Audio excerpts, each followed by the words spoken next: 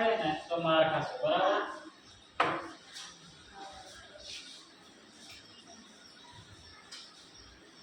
જો પેલા જેટલા પણ અંક દેખાય છે એ અંકનો પેલા શું કરવાનો ગુણાકાર 7 એ સિમ્પલ રીતે આપણે ગુણાકાર કરી દેવાનો જો અહીંયા 5 છે અહીંયા 4 5 અને 7 આ ચારે સંખ્યાનો આપણે ગુણાકાર કરવાનો તો 5 તો કેટલા થાય 20 થાય બરાબર હવે 20 પંચા કેટલા થાય 100 થાય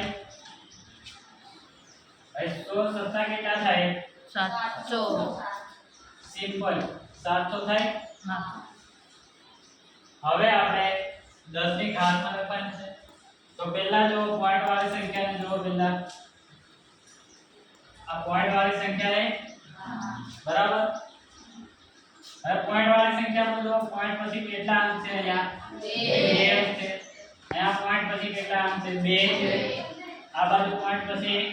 1 તો ટોટલ કેટલા થાય 1 2 3 4 5 અહીંયા લખી નાખો 10 ની માઈનસ 5 હવે પોઈન્ટ વગરની સંખ્યા જો પોઈન્ટ વગરની સંખ્યા અહીંયા 1 છે કેટલા છે 5000 છે આ તો ગુણાકારમાં આવી ગયો 5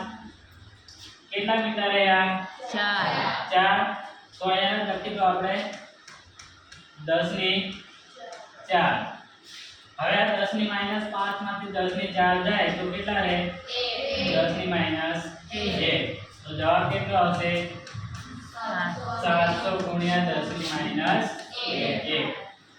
આટલો જવાબ આવ્યો કોઈને જેને પણ આવ્યો એ સાચા એને આવડી ગયું